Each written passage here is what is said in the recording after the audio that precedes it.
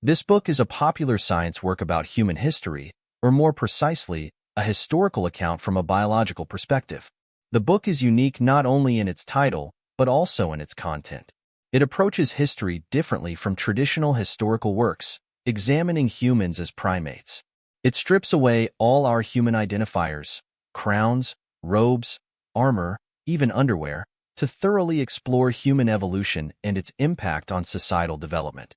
When you first encounter such a book, you might feel uncomfortable, but after reading it, you can't deny that our physical evolution has been far more crucial than political systems, weapon inventions, and other topics typically emphasized in history books. The author is even more famous than the book itself. Jared Diamond, a renowned American historian, is actually a physiologist and biologist by training. He currently serves as a professor of physiology at UCLA Medical School, which explains his unique approach to studying and interpreting history. On many bestseller lists and recommended reading lists by influential figures, you'll find Guns, Germs, and Steel, Diamond's masterpiece. This work earned him the 1998 Pulitzer Prize, the British Science Book Prize, and numerous other prestigious awards. It's also highly recommended by influential readers like Bill Gates. The Third Chimpanzee, which we're discussing today, is Diamond's breakthrough work. His signature approach of analyzing history through the lens of climate, environment, resources, and technology first emerged in this book. Without The Third Chimpanzee, the globally acclaimed Guns, Germs, and Steel might never have existed. The version we're discussing today is a more accessible adaptation by Rebecca Steffoff, which maintains Diamond's core insights while presenting them more concisely and in a style better suited to modern readers. Humans and chimpanzees differ genetically by only 1.6%. Geneticists have calculated that humans and chimpanzees diverged from a common ancestor just 7 million years ago, a finding supported by paleontological evidence. After this split, different human races and two species of chimpanzees evolved separately. Chimpanzees are indeed our close relatives, sharing similarities in appearance, behavior, and tool use. Darwin hesitated to apply natural selection to human origins for two reasons. First, the fossil record of early humans and apes was too sparse in his time to support such a hypothesis. Second, while human anatomy resembles that of great apes, it has unique features that are difficult to explain through survival advantage alone. For instance, bipedalism seems like an inefficient evolutionary development, carrying risks such as spinal problems. Humans have lost body hair, developed thinner skin, and thicker subcutaneous fat layers, evolutionary traits that actually disadvantage survival in nature, contradicting natural selection principles. Darwin explained human evolution through sexual selection, suggesting that sexual needs were the driving force in the transition from apes to humans. Unlike animals with fixed mating seasons, humans can mate year-round. Compared to chimpanzees, human males have smaller testicles. Women experience menopause in middle age, and human newborns are more than twice the size of gorilla infants, posing significant birthing risks. Yet human babies are remarkably vulnerable compared to other primate infants, appearing almost premature.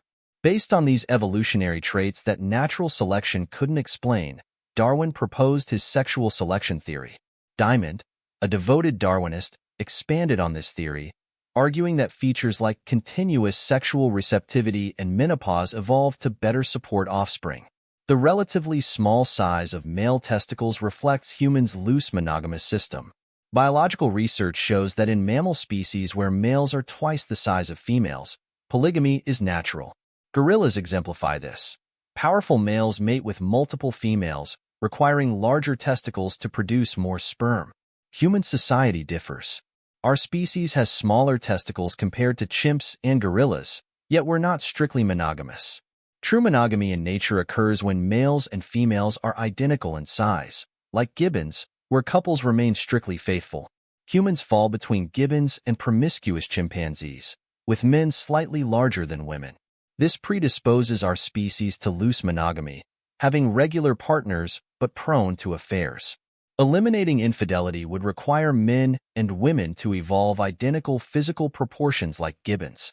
Sexual selection theory explains many seemingly illogical aspects of human evolution, suggesting sex as the driving force.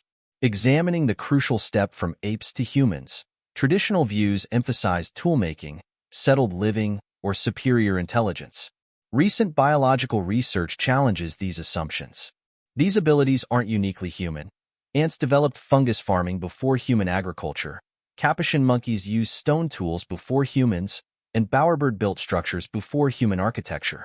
Diamond boldly suggests that language was the key factor in human evolution and eventual global dominance.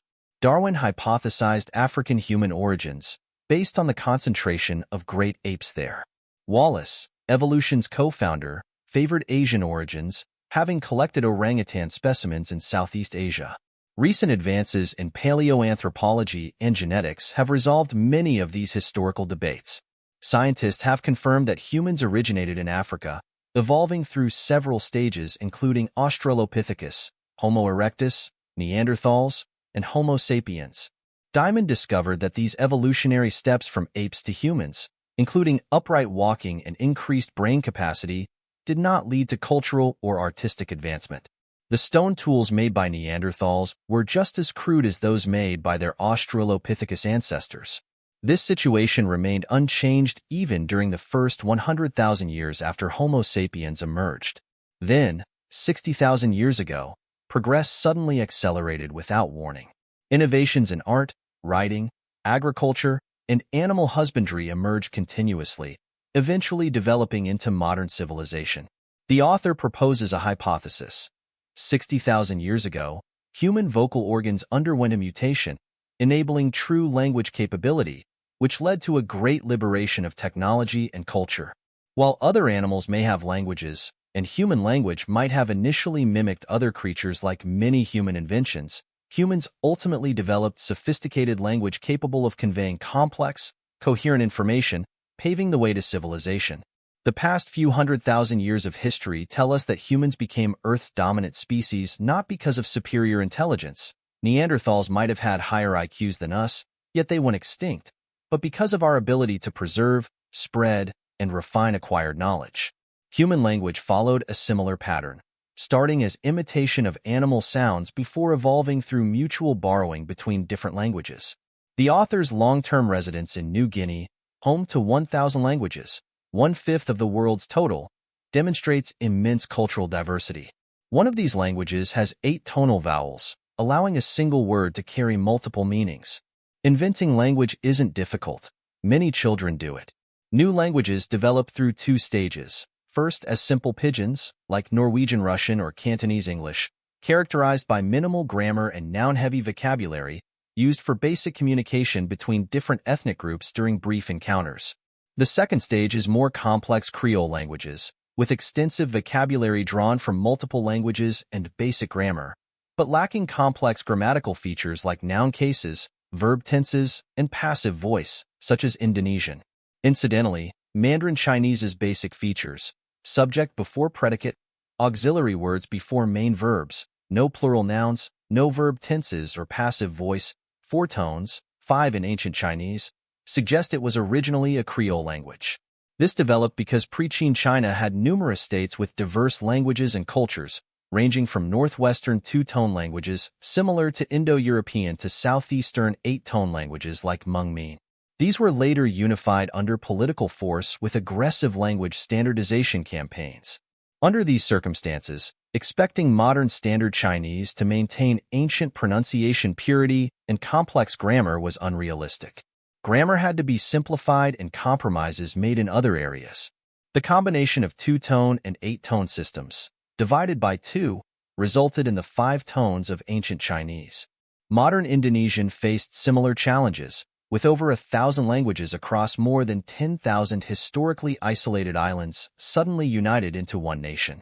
Unable to communicate effectively and unwilling to use colonial languages, the new nation adopted a Creole language with mixed vocabulary and simplified grammar as its common tongue.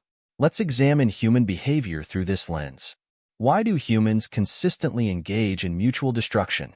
The answer lies in our ancient relatives, the chimpanzees. Through extensive field observations, biologists discovered that chimpanzees are not only intelligent and playful but also remarkably cruel. Even when fruit is abundant and they're not hungry, they skillfully employ group hunting tactics to catch monkeys, antelopes, insects, and various other animals, with success rates far exceeding those of lions. Most disturbing is that their menu includes other chimpanzees. While other mammals sometimes kill their own kind, it's usually individual acts over territory or mates. However, chimpanzees, especially males, systematically and deliberately attack, kill, and even eat members of rival groups, regardless of age or gender. Fossil evidence shows our early human ancestors behaved similarly, engaging in widespread cannibalism and marrow extraction.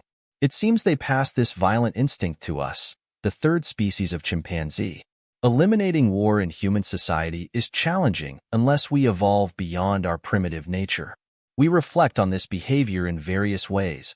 World mythologies often lament humanity's decline from a perfect golden age to moral decay, followed by war and plague. While this contradicts evolution and modern experience, archaeological findings confirm there was indeed a golden age. Over 10,000 years ago, during the hunter-gatherer era, humans were generally healthy. After the advent of agriculture and pastoralism, human height decreased significantly, and malnutrition and diseases became widespread. Why did this happen? The author explains that agriculture increased food quantity but led to overpopulation and expansion, triggering wars and epidemics. The limited variety of food worsened malnutrition, resulting in declining physical health. The agricultural society, despite its moral decay, malnutrition, and wealth inequality, replaced the Golden Age because hunting and gathering couldn't sustain large populations. 10 malnourished farmers could easily defeat a well-nourished hunter, take over hunting grounds, and convert them to farmland. Scale matters. Why did some civilizations advance while others lagged?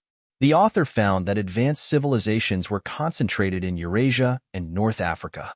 Other regions faced invisible barriers to progress.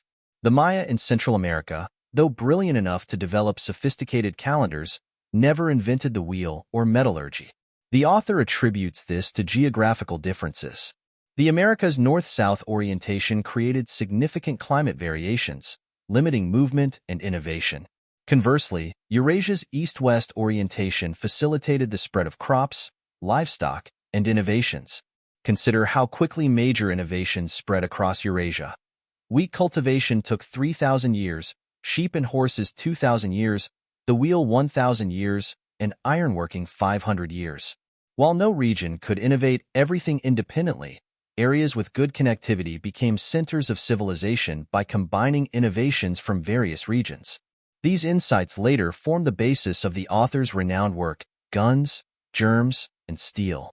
Do aliens really exist? If they do, how should humans interact with them?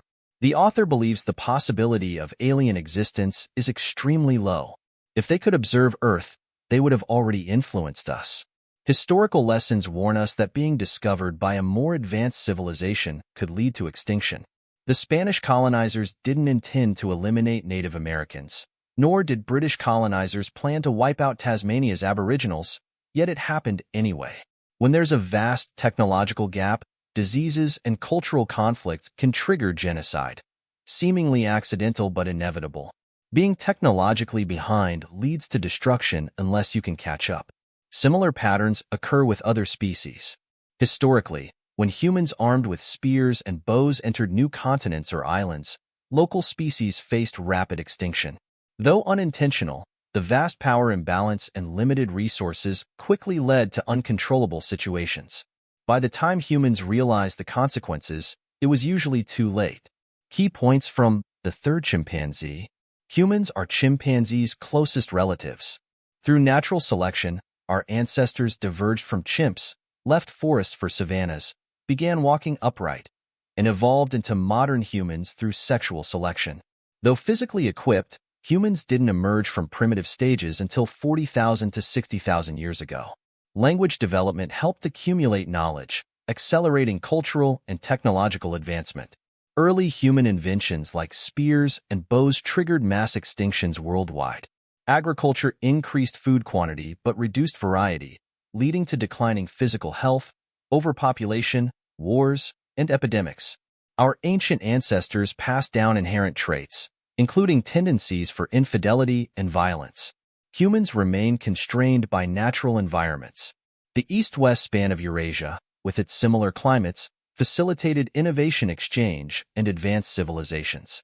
Its inhabitants inevitably conquered other regions, causing cultural extinction. Without learning from history, our future could be as dim as our chimpanzee relatives.